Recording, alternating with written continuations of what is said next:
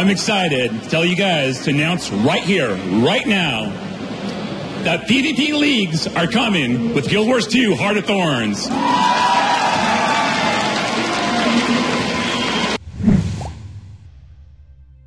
So, you've gone zombie mode. You've done nothing but play the Guild Wars 2 Heart of Thorn Beta Weekend Event 1, and you have no idea what's been going on. That's where I come in. I'm going to tell you guys all the news you missed, and talk a little bit about the beta for myself too. So, for those of you who missed it, I did mention yesterday I'd be having community meetups. There was a fairly long stream in which Matt Vigil and I played a whole bunch of the beta. That's going to be a lot of the footage you guys see in the background. And not only this, but we had the World Tournament Series Final. I'm not going to spoil who ended up winning that in case there's the remote chance you guys are actually interested. The viewership was pretty good. I think we capped at about 9,000 viewers at one time, which funnily enough wasn't during the grand final, which is odd. But everybody seemed to be getting involved. It was a lot of fun, and it came with a big PvP announcement. Now, they kind of gave the details of the announcement to Curse to reveal. So there's a Curse video, which you can see in the background right now, where they're talking about it and giving some of the details. But this is finally the introduction of leagues, real leagues. Now, we've been hearing about this for a long time. Yesterday, Colin was saying, oh, there's going to be this really cool announcement. And we think that once this last thing's in the game, really PvP is at a place that it probably should have been at launch. And that's fair enough. So these are like the final set pieces. This is, for those who are completely unfamiliar, maybe don't play other multiplayer games, this is your opportunity in-game. Right now we've got kind of this leaderboard that doesn't work very well, that you have to go to the website to see, and is just a bit naff. This is your opportunity in-game to progress through various divisions, depending on how well you do in PvP. So there are 6 divisions, okay? And let's say the league just began. When the league begins, everyone's going to be at the very bottom. You start at Amber, I think they call it. And what happens is you're going to play a bunch of games, and then you'll move up into Division 2. And then you play a bunch of games, you move into Division 3. And if you keep winning, if you keep doing well, then you'll continue to climb. If you start losing, as you rise through these divisions, your matchmaking is going to be different. You're going to be set against harder and harder people who are of equal skill to you in the same division as you. And if you start losing against them, if you as an individual player, or as your team, as really you should end up being in, start to, you know, not being in the positive for win-losses, you're going to stall. But those really good, really pro players will keep going, and ultimately get to Division 6, which is the Legendary Division. Legendary Division is quite special because, as the name would suggest, it actually enables you to craft an exclusive PvP-only legendary back piece. So this is the second legendary back piece we've heard of. We've heard of the Fractals one for a very specific game mode and very specific players. And once again, we've heard of one for PvP. So I wouldn't be surprised if in the future we hear about one for the new challenging group content that they add, and perhaps one for World vs. World, and maybe a 5th one too for some other niche area.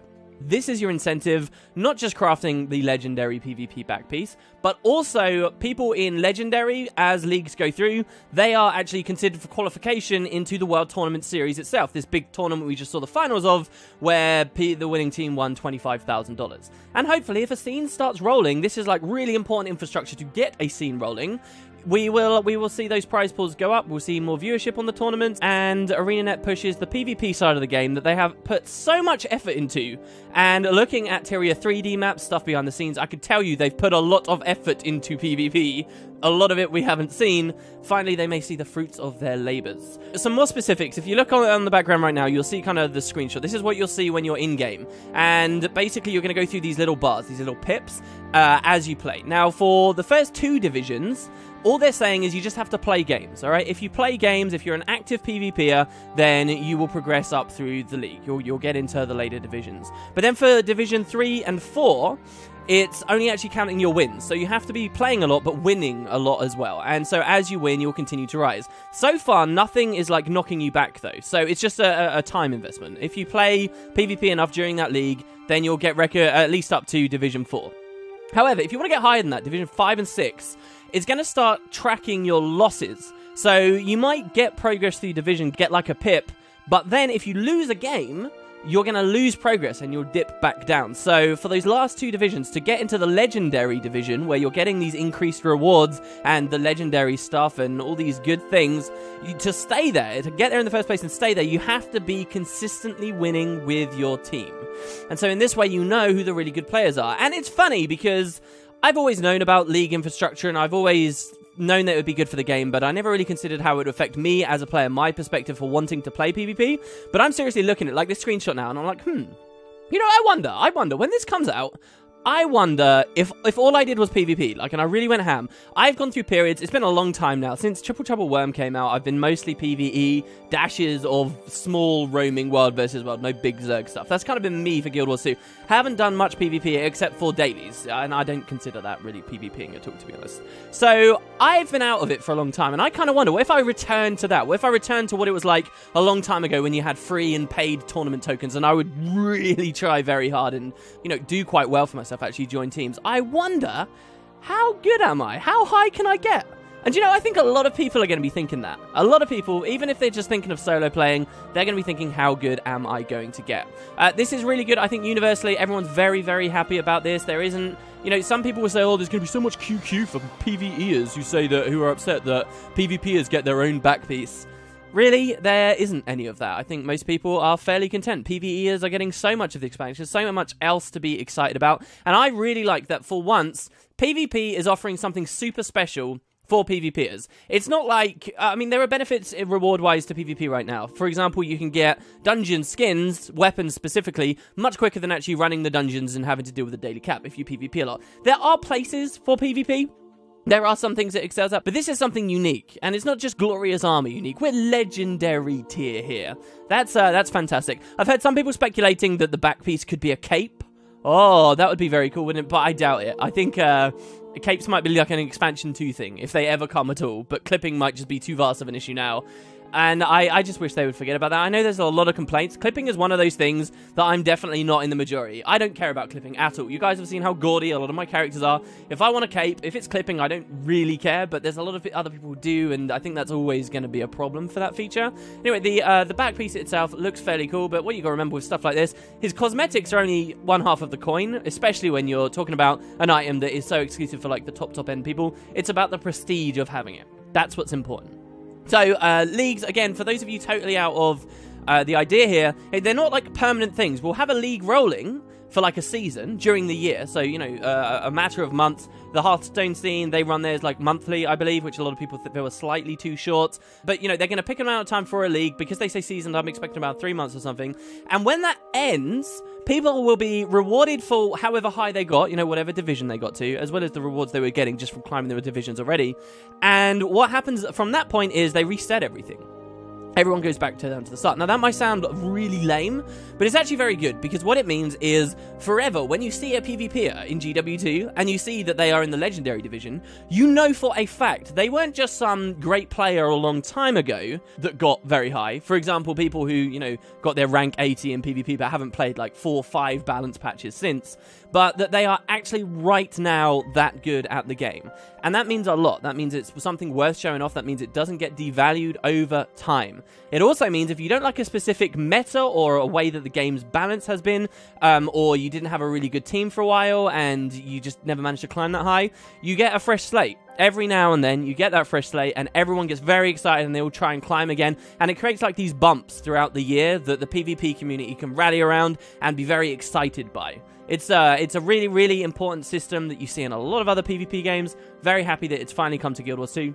Oh, and of course, don't let me forget, not only do you get this panel in-game, but as you rise through divisions, there will be a badge next to your name in-game showing other people exactly how high you've managed to get. So there's like very obvious, easy, prestigious ways to show this off. Those badges are incredibly important. I think one of the worst changes to PvP for me was when they removed the ability to show each other's ranks. You know, it was always really exciting when you saw your friend finally got from like rank 56 to 57 or something like that, and you were always really excited when you managed to rank up. You know, I remember the day I got to rank 50. That was huge for me. A lot of people were really excited about it. I remember actually playing with a dev at the time, and he was like, whoa, I was playing with WP when he got to rank 50. That still sticks out for me. And you don't get those experiences anymore. Arena removed that to try and preserve this feeling of new people coming in and not being like victimized because they themselves are low ranks. And while I think that was an honorable thing to do, I think it really stripped away a lot of incentive at the high end to PvP. Incentive that I haven't felt come back at all. The only reason I've PvP'd since then is a fun build I found or for daily until this feature. So yeah, very, very, very good stuff. Moving on, just before we get to a little bit more news, I wanted to talk about my experience of the beta today. Today was the first day I got to experience a lot of the beta, and I wanted to share with you guys what you've been seeing in the footage. Number one thing is the no gliding plan. this is something I want to test out for the betas. Now, we all know gliding's awesome. I agree with you. Gliding is freaking incredible. I kind of want to preserve that a little for release, and I also want to think about something else. If you consider masteries the way they work, once you unlock that gliding, that first tier, very easily done, you can never go back on masteries, you can never turn them off again. And it's very easy to get that initial gliding thing. So I think the majority of players, because it's so fun, like 95% higher of our community are gonna be gliding straight away in Heart of Thorns. Even if they want to do like legendary crafting or something, they're probably going to spend like the hour it takes at current rates anyway to get that first gliding mastery and then be on their way. But I mentioned this last beta, and I'll mention it again. Something that's really intriguing me is how different it feels exploring the new maps, of which there could be a fair few for the expansion, a whole new world of exploration. How different it feels exploring those new maps when you can glide versus when you can't. And that experience of not being able to glide is going to get removed very, very quickly.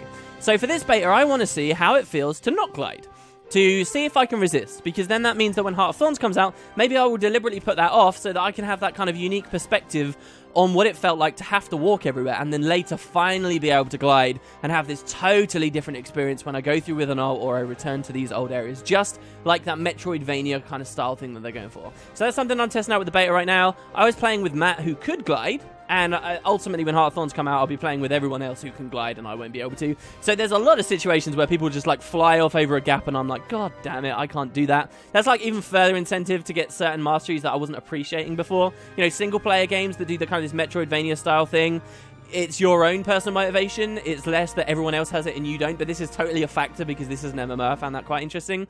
But yeah, so that's what's going on there.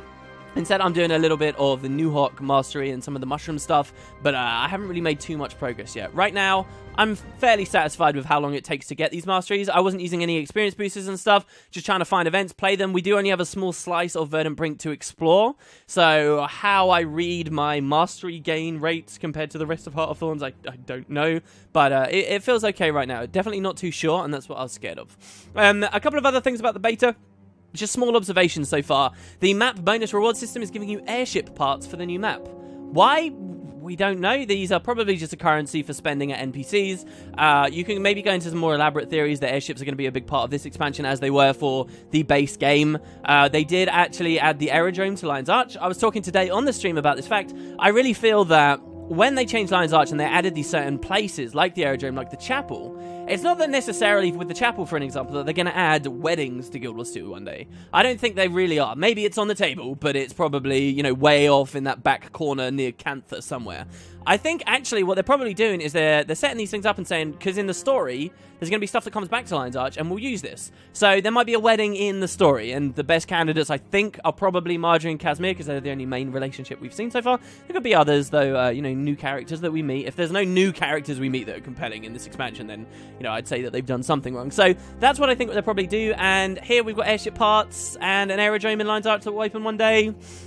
Maybe. Or maybe the aerodrome really is just for the captain's airship that eventually they're going to move out of Gandaren Fields. We'll have to see. Alright, I do want to talk a little bit about community stuff. Now, there's not going to be footage of this. I don't want to steal people's videos left, right, and center.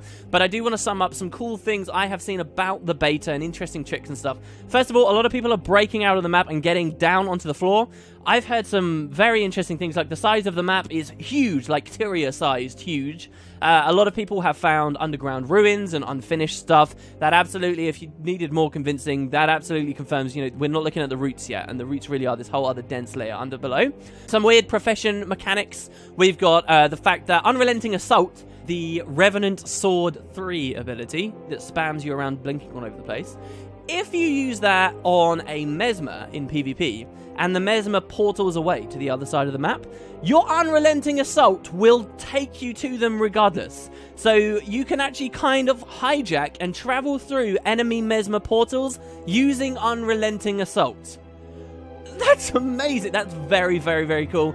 I guess it's probably unintended. I think it's probably unintended, but if ArenaNet really think about it, they could have a very interesting design of a skill and quirk of a skill, a perk to a class, counterplay in the game now that they hadn't originally considered, and I would implore them to think about maybe even leaving that there, because that is fantastic. You know, you could have, to take the classic setup that isn't really so prevalent anymore, but to take the classic setup of, you know, you've got your Mesmer on home who drops the portal, goes to mid, you can kind of have your Reaper pushing far to counter that, who's going to be able to follow the Mesmer should he, you know, bail out or when he returns. So that's really interesting, and I hope they leave it. Moving on, there are a lot of bugs to do with gliding. That Shaman did a video where he was gliding around popping infinite tonics, and he was just like a tree gliding around. Matt had some fun on his Reaper with his Eternity or Sunrise, where if you toggle into Reaper Shroud, glide, and then land, when you land, you're no longer wielding the scythe, you're wielding your greatsword. And so then all your abilities in Reaper Shroud are showing your greatsword, but your greatsword still has Reaper Shroud like effects on it. So it's like an Eternity or a Sunrise or a Twilight with a giant like scythe thing coming out of the top of it. Pretty interesting. That's the kind of thing I would expect them to fix. I have seen a video of someone using like a genius method to get an incredibly difficult mastery point that you're supposed to have really high gliding amount. Again, I think this will be nerfed, but this was a really elaborate route this guy takes and flies across these bizarre gaps.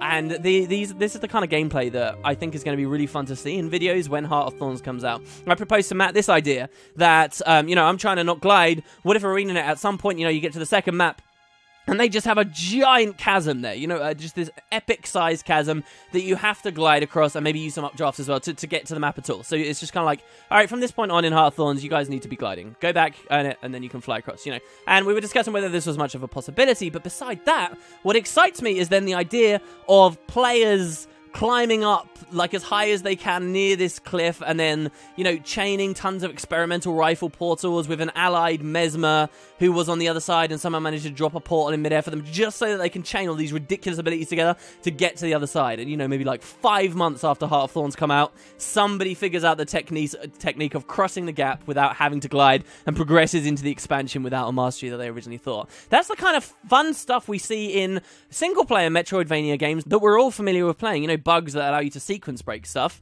and that's basically what we're seeing here for Guild Wars 2 now, and that was really, really fun to me. Alright, speaking of masteries, so was Kristen Cox. Oh, what a segue. On the Gamescom powered by Twitch stream. This was easy to miss as members of the community. A lot of people were watching this though. Hopefully it got some more eyeballs onto Guild Wars 2. She was talking to Samfish was it? And he was pretty smart. He was riffing off her in some fairly reasonable ways, especially for someone who didn't actually play the game. Drew some interesting comparisons between, again, what Guild Wars 2 is doing with masteries and familiar titles like Zelda and Metroid and those other kind of adventure games. It was actually really interesting for me because when he was talking about that, it just made me think about my favorite Metroidvania game, which I've played on the channel before, Azuric Rise of Parathia. It's a game entirely about exploring this big world and finding different powers that let you pass through different force fields and make different jumps and fly different gaps and stuff that I love and adore. And for the first time, I'm really feeling the mastery system give me that experience in GW2, which is something I never, ever would have thought would happen. There might be some throwaway comment from me in my Let's Play saying, oh, it would be cool if Guild Wars 2 had this. Might be, but I never would have thought that I'd be feeling they'd be so similar, and that makes me so happy. But there was some new footage, and maybe this is what you guys have been waiting for in the video. Not too much, but you should see it in the background here. First, we saw the Fanhuatl grounds. This was a new Hawk or an Itzel area, gliding down just this huge chasm, as you can see. I get the impression that ArenaNet recorded more footage we got to see on the Twitch screen because they kept cutting back into the interview, but this was just showing some new areas of the jungle. Now, that shaman collected all of these visible things from the footage and placed them on the world map for us, so you can see this now. These are the general areas we've seen. It's really interesting to me that these are vast, vast areas, but they take up such small areas on the world map. Now, look at that Guild Hall area. That's tiny.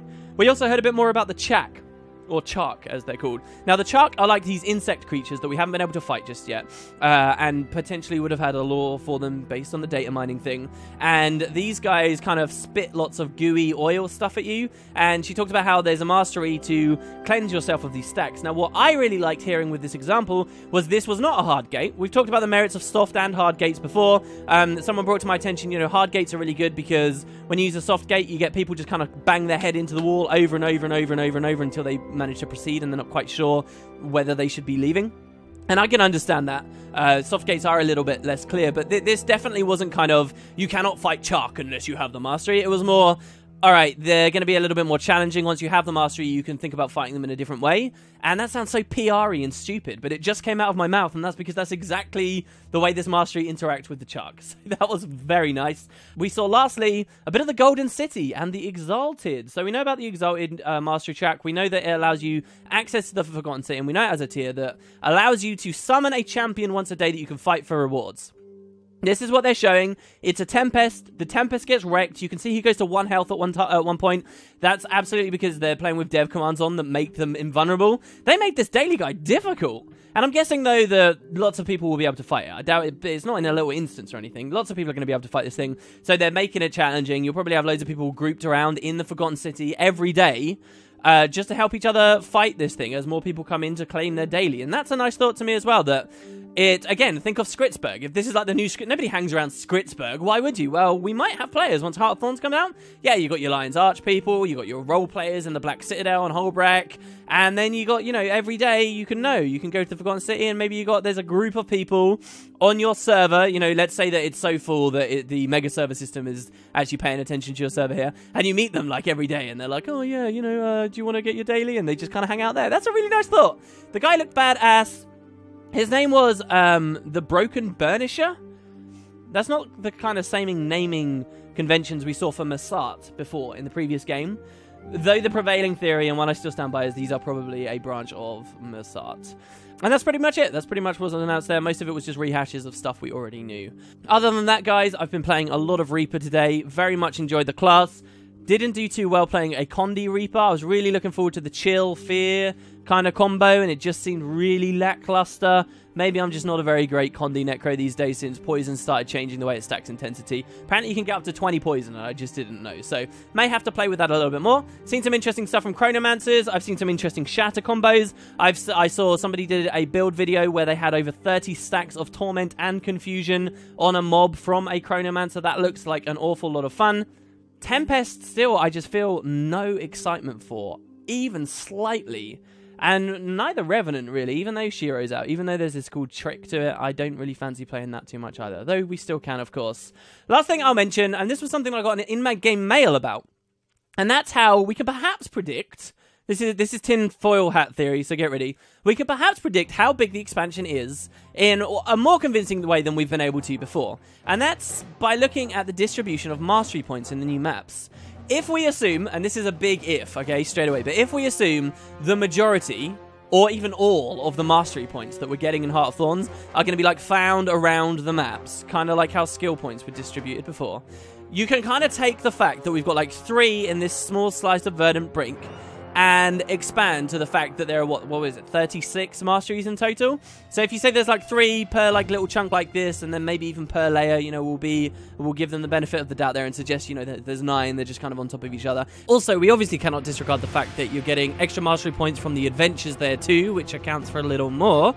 And that's even suggesting all the maps are going to be 3-tiered maps as well. If we kind of suggest that, it would give you mathematically around 11 maps for Heart of Thorns. And 11 maps for Heart of Thorns, I think, is not just the minimum, but I think slightly over the minimum amount that I think that they could do, and would be a pretty happy number for me. You know, that doesn't include stuff like the guild halls, and that doesn't include stuff like World versus World Borderlands or Stronghold. So yeah, anyway, there you go, guys. Let me know what you think about what I said today.